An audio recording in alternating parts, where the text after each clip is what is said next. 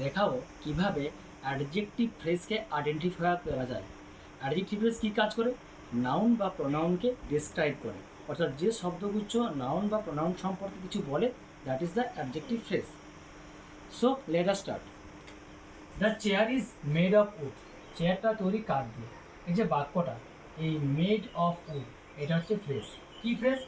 এক কথা বলা হচ্ছে অ্যাডজেক্টিভ ফ্রেজ। কেন? দ্য চেয়ার, চেয়ারটি নির্মিত হয়েছে কাঠ দিয়ে। চেয়ারটা হচ্ছে noun, the chair noun.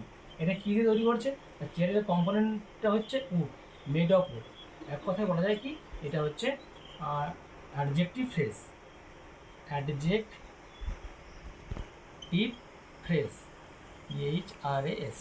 Next বাক্য বলছি, the man is full, full of hope.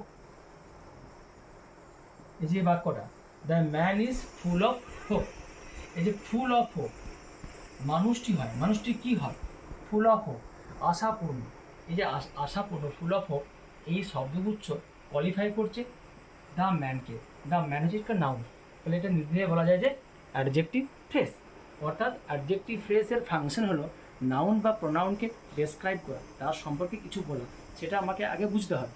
তো এখানে the man is full of hope, মানুষটি কেমন না আশাপূর্ণ, আশাবাদী। তো এক্ষেত্রে ফুল অফ হোপ, এই যে তিনটি ওয়ার্ড ফুল অফ আর হোপ, এটা নিয়ে হচ্ছে একটা ফ্রেজ। এই ফ্রেজটা মূলত ডেসক্রাইব করছে মানুষটাকে, দ্য ম্যানকে, তাই এটা হচ্ছে অ্যাডজেক্টিভ ফ্রেজ। এক কথায় অ্যাডজেক্টিভ ফ্রেজকে চেনার নিয়ম হচ্ছে দেখতে হবে যে এই ফ্রেজটা সবসময় নাউন বা প্রোনাউনকে কোয়ালিফাই করে।